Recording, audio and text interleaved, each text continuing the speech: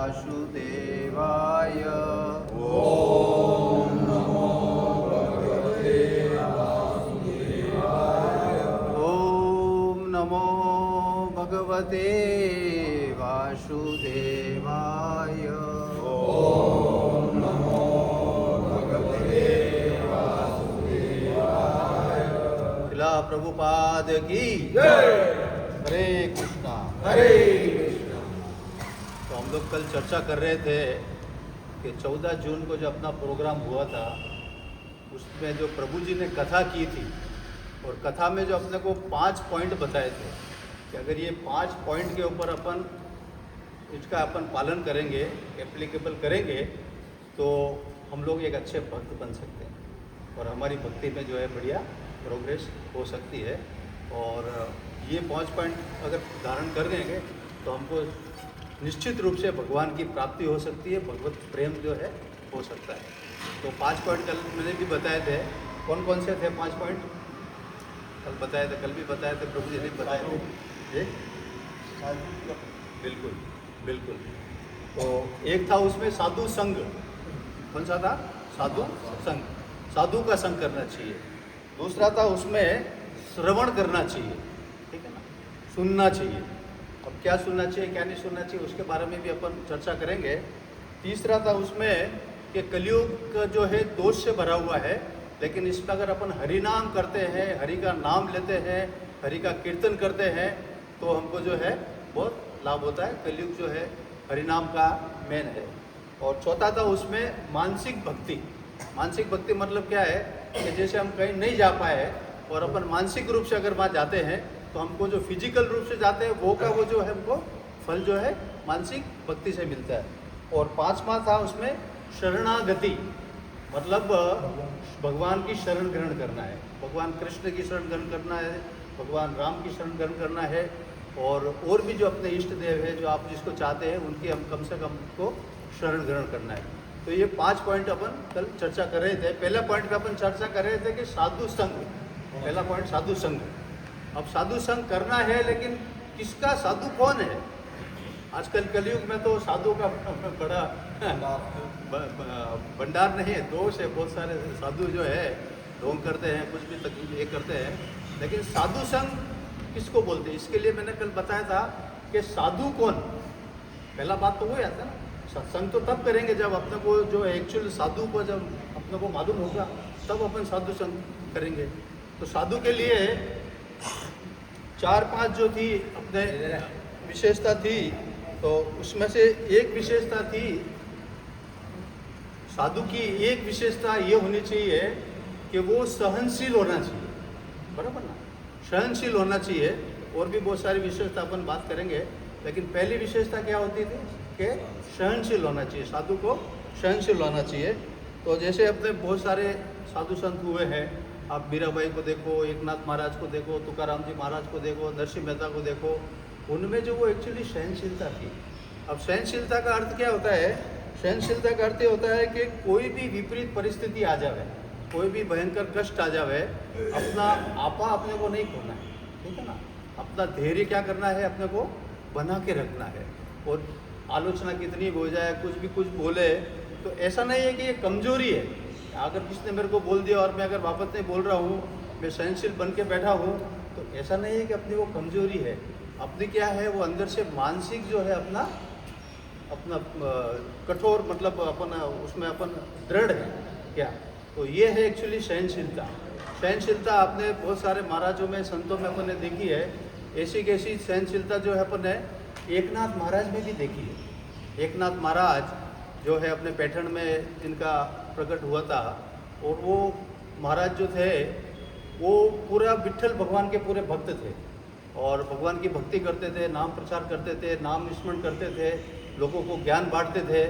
लेकिन वहाँ भी क्या है, कभी कभी बहुत सारे दुष्ट लोग भी वो टाइम थे, तो उन्होंने सोचा कि भाई ये तुकाराम जी महाराज है, ये गोदावरी में डेली स्नान करने के लिए जाते थे। उनका नियम था कि जब तक वो गंगा गोदावरी में, गोदावरी है वहाँ पे, तो जब तक वहाँ पे स्नान नहीं करेंगे, जब तक अन्न जल ग्रहण कुछ नहीं करते थे, उनका डेली का नियम था।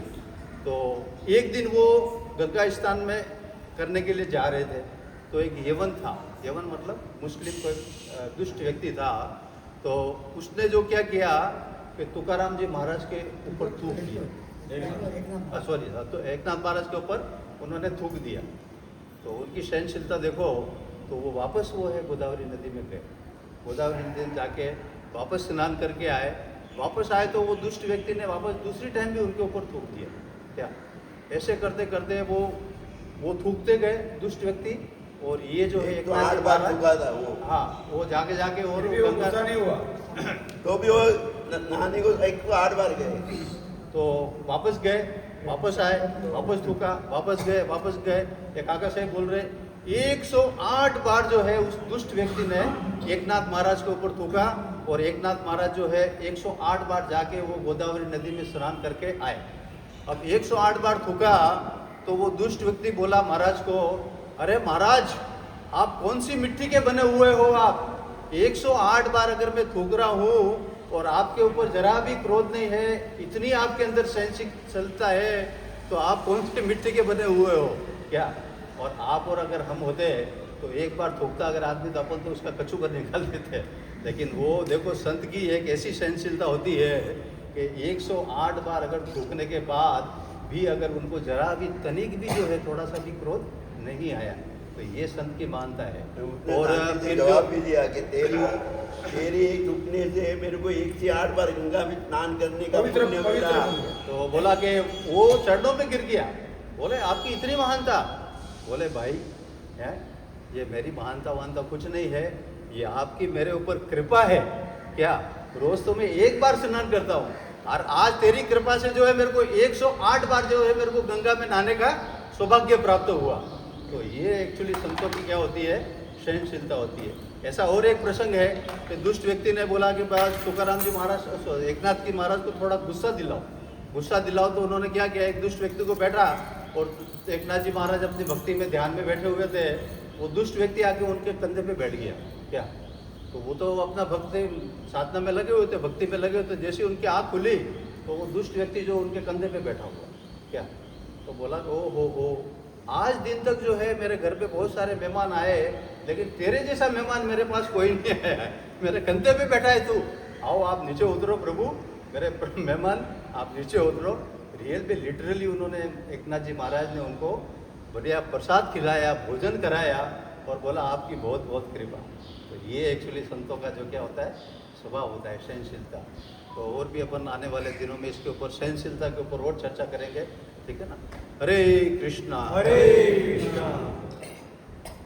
पाटिल साहब ने आदेश दिया है कि थोड़ा शॉर्ट में करना है। जय ओम विष्णुपाद परमहंस परिव्रजकाचार्य अष्टोत्तर सत श्रीमद अभयचरण बिंद ऐसी भक्ति वेदांत स्वामी महाराज प्रभुपाद की जय ओम विष्णुपाद परमहंस परिव्रजकाचार्य अष्टोत्तर सत श्रीमद भक्ति सिद्धांत सरस्वती गोस्वामी जी महाराज प्रभुपाद ठाकुर की जय, वैष्णव वृंद की जय, आचार्य श्री हरिदास ठाकुर की जय।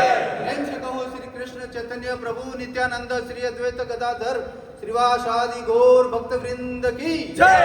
श्री श्री राधा कृष्ण गोप गोपीनाथ श्याम कुंड राधा कुंड गिरि गोवर्धन की जय। वृंदावन मथुरा धाम की जय, मायापुर धाम की जय, जगन्नाथपुरी धाम की जय, द्वारिका धाम की जय, गंगा माई की जय, यमुना माई की जय, तुलसी महारानी की जय, कुंती देवी की जय, हरिनाम संकीर्तन की जय, महामंत्र की जय, संवेद भक्त वृंद की जय। गौर प्रेमानंदे, गौर प्रेमानंदे।